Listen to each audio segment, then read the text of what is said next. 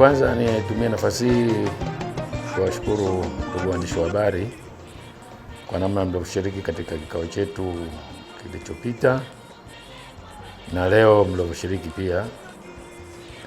Halmashauri kuu ya chama inaitishwa kila baada ya miezi 6 na hiki kilikuwa kwa ajili ya kupokea utekelezaji wa ilani wa serikali iliyofanya kwenye mkoa wetu. Kwa hivyo Mheshimiwa Mkuu wa Mkoa alilazimika kuwasilisha utekelezaji wa mambo yote waliofanyika kwa katika kipindi hiki cha miezi 6. Kwa hivyo taarifa ya serikali, wajumbe wa halmashauri kuu kama mlivyoona walijadili na kuichangia namna serikali ilivyofanya, na waliridhia kuipokea na kuikubali kwamba yale mambo yaliyozungumzwa ndio yalivyofanyika, na wao wameshauri baadhi ya vipengele kama vile kifungu kile cha ushirika, vikundi vile, takwimu za uvuvi serikali izingatie, na suala la afya na maji. Wanashauri serikali iongeze juhudi katika kuona upatikanaji wa huduma katika sekta hizo zinakuwa za kuridhisha. Na pia tulipanga safari hii kupokea utekelezaji wa ilani wabunge wetu na wawakilishi namna katika kipindi cha miezi 6 na wao walivyofanya kutokana utendaji wao kwenye majimbo yao. Na kila mjumbe, kila mbunge na mwakilishi na waviti maalum tulitaka wote waandae taarifa zao, na wote kama mlivyoona walisoma kwenye kikao, na ile inatupa njia sisi safari hii. Tumewambia wabunge na wawakilishi tutaangalia utendaji wake mtu. Kama mtu atakuwa hatekelezi vile ambavyo chama kinataka, 2030 asijaze fomu. Kwa sababu tushaona kama akishindwa pale kutupa mambo yanakuridhisha kwenye jimbo, hatuwezi kukubali CCM isemwe jimboni kwamba tunaweka watu ambao hawasaidii. Kwa hivyo tunashukuru, tumeona wabunge wetu na wawakilishi wote namna walivyoanza, halmashauri kuu imeridhika nao, na kama mlivyosikia nimesisitiza bado tutaendelea kupokea taarifa zao kila baada ya miezi 6, nini wamefanya kwenye majimbo yao na serikali vipi imetekeleza ilani kwenye mkoa wetu.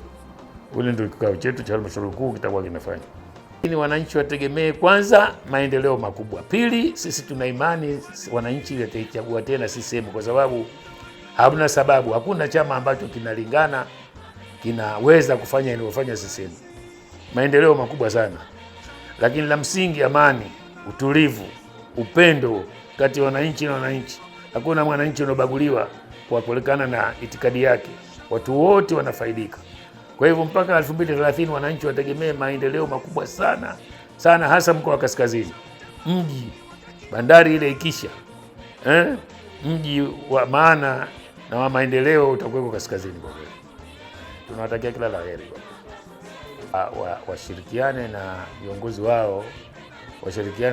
wao, wa sheria, wakuu wetu wa wilaya na wakuu wetu wa mkoa katika kuwapatia maendeleo, lakini washirikiane na wabunge na wawakilishi wao ambao wamewachagua kwamba hivi sasa tunataka maendeleo.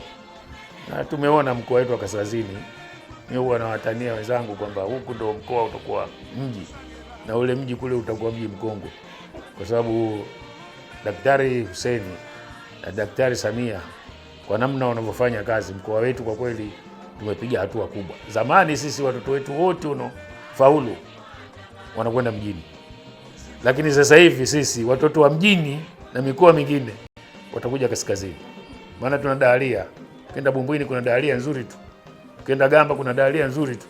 Sasa watoto wetu sisi kutoka Kaskazini hakuna tena ile kwenda kwa dada, wote wanasoma katika shule ambazo shule zenye heshima, zenye ni nadhifu, zenye kwa kweli zenye sifa ya kuwa shule. Hakuna haja tena, zamani ilikuwa Lumumba ndio nasifika. Lumumba sasa hivi inashindwa na shule zetu za gorofa ya Tumbatu nzuri, Kokotoni nzuri, Bumbwini ziko 2, Makoba na Misufini. Ukienda Gamba umepoa. Kwa hivyo sasa hivi sisi Kaskazini tunajivunia maendeleo makubwa kweli.